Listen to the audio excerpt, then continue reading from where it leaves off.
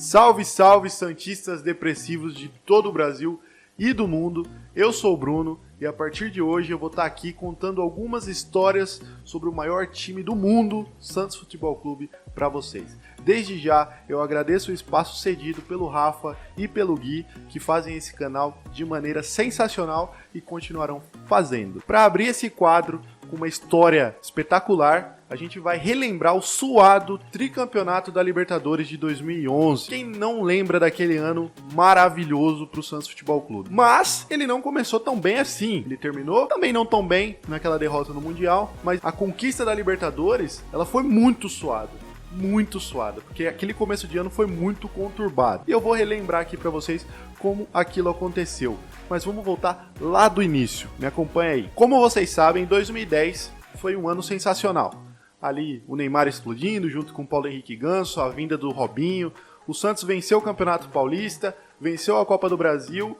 E o final do ano ali, aquele brasileiro, o Santos tirou de folga. Teve aquela confusão do Neymar com o Dorival Júnior, o Dorival acabou saindo e a gente ficou com o Marcelo Martelotti de interino até novembro. Porque em novembro o Santos fechou com Adilson Batista para a temporada de 2011. Importante temporada, que era a temporada que o Santos voltava a disputar a Copa Libertadores e tinha o torneio como seu principal objetivo para o ano. E confiar isso ao Adilson Batista não era a melhor ideia, mas o Santos foi lá e fez. O Santos iniciou 2011 com Adilson Batista no comando. Ele participou da montagem do elenco, o elenco que já vinha com a base montada de 2010, ali com Neymar, Arouca, Ganso, Edu Dracena, Durval, enfim, já tinha uma base, o Léo, mas participou das reposições de peças e do fortalecimento daquele elenco para 2011. Isso ele foi importante, ele fez muito bem. Ele iniciou o Campeonato Paulista muito bem. 3 vitórias seguidas, 4-1 no Linense fora de casa, 3-0 no Mirassol em casa e 4-2 no Grêmio Prudente fora de casa. Nesse meio tempo ele ainda empatou com o São Caetano em casa por 3-3 e venceu o São Paulo por 2-0 na Arena Barueri. Todos esses primeiros jogos que o Adilson venceu, o Santos não contava com o Neymar, que era a principal estrela do Santos e do Brasil. Ele era muito comprometido com a seleção brasileira, viajava e perdeu vários jogos do Santos nesse início de temporada. Mas vale ressaltar que o Adilson Batista nunca foi bem aceito pela torcida do Santos. Ele veio de um péssimo trabalho pelo Corinthians, onde ele pegou o Corinthians em 2010 com o Mano deixando o time em primeiro e acabou em terceiro de uma maneira assim ridícula. Ele perdeu vários jogos pelo Corinthians e a torcida do Santos não queria ele no time. Era possível ver faixas contra o Adilson Batista em vitória, derrota, empate, não importa, a torcida não gostava dele lá. Era questão de tempo, era só uma derrota, um empate a mais para o Adilson começar a balançar no cargo. E foi dito e feito. A partir do jogo contra a Ponte Preta, o Santos acarretou uma série de empates e o Adilson acabou balançando no cargo. E dentre esses empates, teve na estreia da Libertadores contra o Deportivo Táchira, o Santos empatou 0-0 lá, com o Neymar em campo, apresentando um futebol muito ruim. E, para piorar, depois que eles vieram de lá, jogaram contra o Corinthians fora de casa, e o Santos acabou perdendo de 3-1, o que deixou a situação do Adilson muito complicada. Muitos apostavam na queda dele logo após o jogo contra o Corinthians, mas ele ainda durou mais um jogo, acabou empatando com o São Bernardo dentro da Vila Belmiro, e foi o fim para ele naquele começo do Santos. Ele teve 6 vitórias, 5 empates e 1 derrota, e foi demitido do comando do time. Marcelo Martelotti voltou a assumir o Santos como interino, e comandou o time nesse período por 10 jogos. Dentre esses jogos foram 7 jogos pelo Paulista, com 5 vitórias e 2 derrotas, e 3 jogos pela Libertadores. Um empate, 1 vitória e 1 derrota. Somado ao empate que o Adilson já tinha conquistado contra o Táchira fora de casa, o Santos tinha 1 vitória, 2 empates e 1 derrota. Em 4 jogos tinha somado apenas 5 pontos. E era o lanterninha do grupo na Libertadores. Era uma situação extremamente complicada. Até que, no dia 4 de abril de 2011, o Santos anunciou a contratação de Muricy Ramalho, técnico multicampeão na época e que fez um bem danado para o Santos. O cenário que o Muricy encontrou era muito complicado, porque o Santos era o 4º melhor paulista no Campeonato Paulista, atrás dos 3 rivais, era a quarta melhor campanha. Na Libertadores era o lanterna do grupo, e logo de cara o seu primeiro confronto era contra o Cerro Porteño, fora de casa, sem Neymar, Zé Eduardo e Elano, que tinham sido expulsos no jogo contra o Colo-Colo na Vila Belmiro, que o Neymar colocou a máscara, que deu aquela confusão danada lá. E o Santos precisava vencer a qualquer custo, porque uma derrota para o Cerro fora de casa, que era o líder do grupo, custava a eliminação já na fase de grupo da Libertadores, que era o principal objetivo do Santos naquele ano. Mas o Muricy deu um jeito. Ele arrumou o Santos acabou vencendo o Cerro Porteño por 2-1 lá no Paraguai, golaço do Danilo e um gol do Michael Leite. Veio pro Brasil, venceu o Deportivo Táchira, somou 11 pontos e passou em segundo atrás do Cerro Porteño para as oitavas de final da Libertadores. Nas oitavas de final, a gente enfrentava o América do México. América do México, que a gente já tinha enfrentado em 2008, que a gente deu um passeio neles aqui, mas fizemos só 1-0, a gente precisava de mais e acabamos sendo eliminados do torneio. Mas enfim, voltando para 2011, o primeiro jogo foi na Vila Belmiro, o Santos venceu por 1-0, gol do Paulo Henrique Ganso. O Santos jogou muito bem aquele jogo, apesar do placar magro. E no jogo da volta, lá no México, o goleiro Rafael teve uma das atuações mais sensacionais que eu já vi de um goleiro nos últimos tempos do Santos. A gente segurou um empate em 0-0 lá, acabamos passando para as quartas de final da Libertadores e um jogo extremamente tenso contra o América do México. Eu diria que foi o mais tenso daquela Libertadores até ali, até mais do que o jogo contra o Cerro. Vale destacar no Rafael que depois da derrota para o Colo-Colo lá, que o Santos estava numa situação muito difícil, o Rafael chegou no torcedor, prometeu para ele, olhando no olho dele, que a gente ia passar de fase e que a gente ia ser campeão da Libertadores.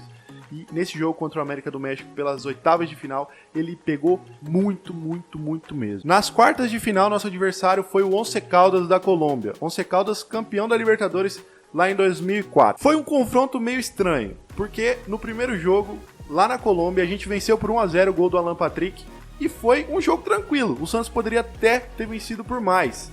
Lembrando que o Once Caldas tinha tirado o Cruzeiro, que tinha feito a melhor campanha da primeira fase da Libertadores, e tirou no Mineirão, porque o Cruzeiro havia vencido na Colômbia.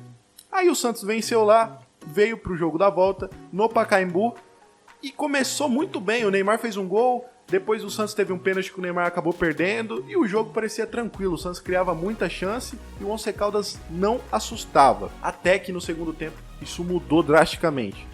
O Once Caldas veio pra cima, empatou o jogo, e lembrando que um gol deles, eles vencendo por 2-1, eles passariam de fase por ter sido 1-0 pro Santos lá, o gol fora de casa classificariam eles. E foi uma pressão danada do Once Caldas, o Santos não conseguiu mais jogar. No final do jogo, o Neymar fez muita falta besta na entrada da área, eles tiveram várias chances para fazer o segundo gol e eliminar a gente, mas eles não aproveitaram, e o Santos voltava a uma semifinal de Libertadores depois de um tempo. E o nosso rival na semifinal seria o Cerro Porteño, time que a gente já havia enfrentado 2 vezes na fase de grupo e que passou em primeiro no grupo do Santos naquela Libertadores. E pelo Santos ter passado em segundo, o Cerro em primeiro com uma melhor campanha, o primeiro jogo foi no Pacaembu. Um jogo tenso, um jogo corrido, o Neymar jogou muita bola naquele jogo, fez a jogada pro gol do Edu Dracena, o Santos acabou vencendo por 1-0, levando uma vantagem pro Paraguai, uma vantagem sem tomar gol em casa, que era muito importante.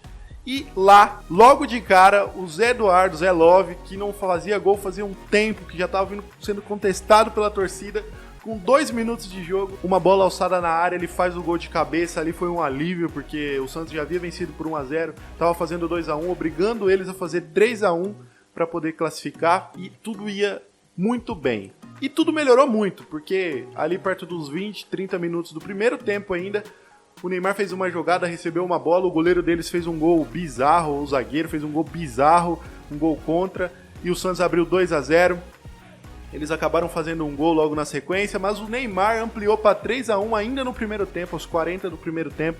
O Santos ia para o intervalo com 3-1 e eles precisariam virar para 5-3 para passar de fase. No segundo tempo, o Santos, como era de se esperar, veio para se defender, porque tinha que tomar 4 gols para serem eliminados, e acabou tomando 2, o jogo terminou 3-3, mas o terceiro gol deles já foi perto dos 40 do segundo tempo, eles já estavam meio entregues, e o Santos acabou classificando para a final, até de forma tranquila, pelo que foi o jogo. E na final, um velho conhecido, Peñarol. Peñarol foi o time que o Santos conquistou seu primeiro campeonato da Libertadores, lá em 1962. O primeiro jogo lá no Uruguai, pelo Santos ter feito uma melhor campanha na Libertadores do que o Peñarol. Um estádio aproximadamente 100 mil torcedores, um caldeirão, uma festa incrível da torcida do Peñarol, que é muito apaixonada. Afinal, é um pentacampeão da Libertadores, eles buscavam o hexacampeonato, buscavam o tri. Só que dentro de campo parecia que o Santos jogou em casa. O placar foi 0-0, mas o Santos teve as melhores oportunidades do jogo. O Zé Love perdeu muito gol. Eles assustaram um pouco, mas quando assustaram ali no segundo tempo, eles fizeram um gol. Meu coração parou naquele momento, eu acredito que da maioria de vocês também. Mas, por sorte, o atacante dele estava impedido, o bandeirinha corretamente anulou o gol e o placar de 0-0 se manteve, que era um placar perigoso, apesar do time do Peñarol não ser tão forte, estava na final da Libertadores e não era à toa, tinha que se dar o devido respeito ao Peñarol e trouxemos o 0-0 do Uruguai para o Brasil para decidir no Pacaembu. E o Pacaembu estava simplesmente sensacional naquele dia. O Santos botou mais de 45 mil torcedores no Pacaembu, que estava com um grito aqui preso desse título da Libertadores. Lá de 2003, que o Santos havia perdido para o Boca Juniors, a torcida queria muito esse tricampeonato, que até então só o São Paulo tinha conquistado aqui no Brasil, e o jogo começou muito tenso. Como era de se esperar, uma final, a maioria dos jogadores ali jovens, tínhamos o Léo engasgado de 2003 naquele elenco, e o primeiro tempo com pouquíssimas chances para ambos os lados, os dois times se estudando, os dois times cautelosos, sem arriscar muito. Fomos pro intervalo com o 0-0 no placar. Na volta o Santos voltou com fome, com vontade de ser campeão. Logo no início, o Arouca fez uma jogadaça com o Ganso. Fizeram uma tabelinha ali, o Arouca serviu o Neymar chutou, o goleirão deles aceitou, o Santos abriu o placar 1-0. O Pacaembu veio abaixo, minha casa veio abaixo, tudo veio abaixo, o Santos abriu o placar. Jogava muito melhor no segundo tempo do que no primeiro tempo. Com 22 minutos, lançaram o Danilo lá na lateral direita. Hoje o Danilo lateral da Juventus. Lançaram ele lá na lateral direita. Ele cortou para a esquerda, com a perna que não é a boa, chapou no cantinho. 2-0 Santos ali. Eu já tinha certeza absoluta de que o Santos seria tricampeão da Libertadores. No final, porque se não for sofrido não é Santos, o Durval, que já tinha feito um gol contra na Libertadores de 2005, quando era do Atlético Paranaense contra o São Paulo, voltou a fazer um gol contra na final da Libertadores, botou um mini fogo no jogo, porque eu diria assim, me deixou muito tenso aquele 2-1, porque o empate levaria para os pênaltis, mas a partir daquele momento só deu o Santos. O Santos criou várias e várias chances, o Zé Eduardo chegou a perder gol sem goleiro, então se tinha alguém que pudesse fazer um gol, que chegou perto de fazer gol ali, foi o Santos, e foi uns 3, 4 gols que poderiam ser feitos. O Peñarol não assustou, o juizão terminou, o Santos se consagrou tricampeão da Libertadores.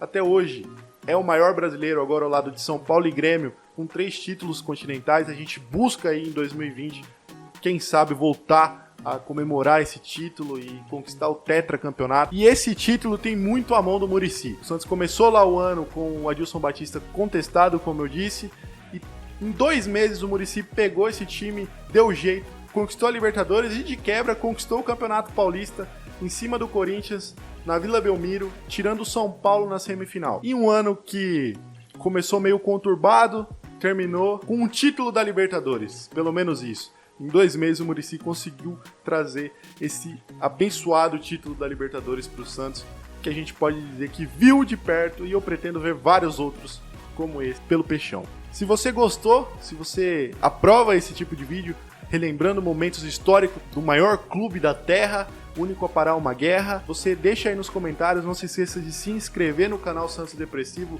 curtir esse vídeo, compartilhar com todos os amigos aí pelo WhatsApp, pelo Facebook, enfim. Eu gostei muito de contar essa história para vocês e pretendo encontrar vocês em breve. Não se esqueça de se inscrever. Tamo junto, valeu, abraço, até o próximo.